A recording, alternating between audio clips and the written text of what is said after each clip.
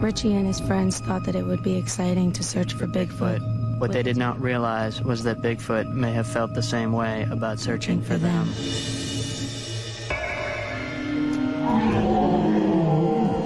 There were screams in the woods, and they were just really scared. I can't imagine an animal or a person making that sound. I've had my experience in the woods. What I heard that night did not correspond with any known living animal.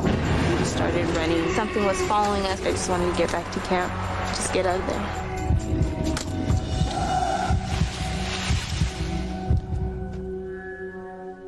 My name's Richie. I'm 17 years old, and I go to East Bakersfield High School. I first heard about Bigfoot when I got into high school and I met my band director.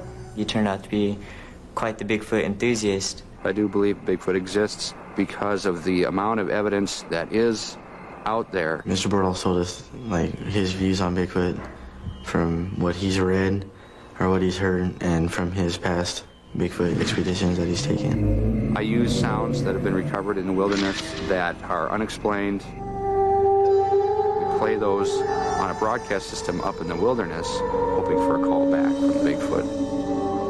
The screech was what got me. It just gave me the chills.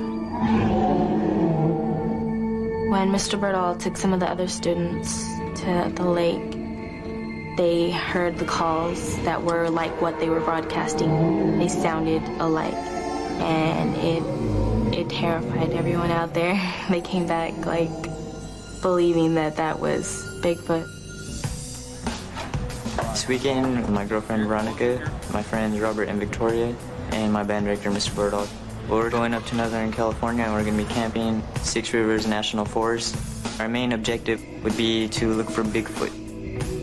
I'm hoping that we do hear something, and if we're lucky enough, see something and catch it on videotape.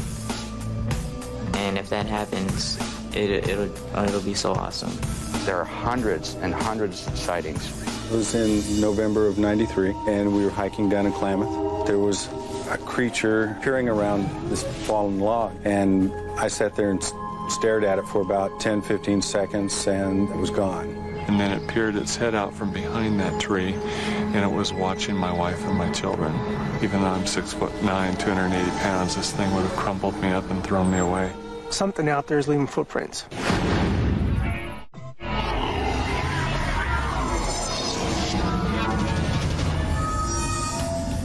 Richie and his friends traveled 14 hours to a U.S. forest Where there have been a record number of Bigfoot sightings.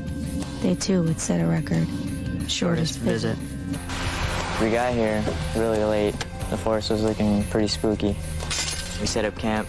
And we decided to go set some bait traps, see if we can get some type of footprints, any impressions of Bigfoot. We got the CD player and the big speaker ready and set up everything to broadcast. Here we go, broadcast number 1.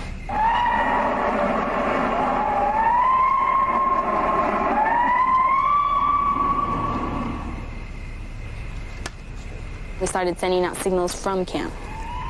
And that kind of freaked me out because it'd be kind of like luring the Bigfoot to our camp.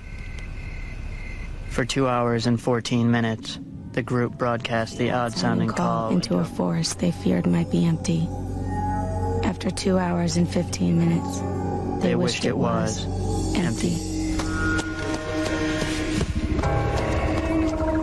In a house, you have walls that, you can at least hide behind and they protect you. But in the woods, it's open. It was right over here. We're past the truck and then we heard another branch. You try to explain to yourself what it could have been, and then you start looking around. It's just the fear inside you. You want to find out what it was. You want to be able to see what's making the noise. It's possible to be sitting in the woods in some places, and there could be 500 Sasquatch within 500 yards of you, and you would never necessarily know it. We decided to go look for the bait, see if there was any type of tracks, anything we could find.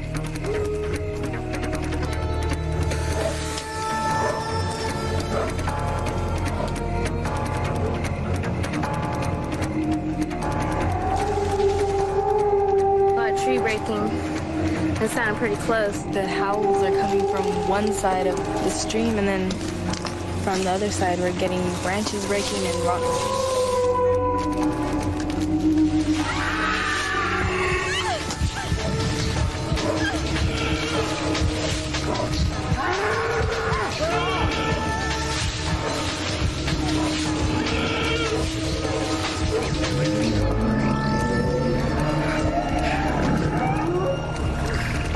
It was scary. I don't even really feel like talking about it again. There was something out there that didn't want us there. Been scared before, but never like that. It was a scared almost where you can't move. After breakfast, we went to go look for our bait, see if we got any evidence. We came straight up here, look at our footprints right Bait here. was gone. Richie kind of took the lead, and he found something else. The deepest impression was probably on the big toe and what seemed to be the middle toe.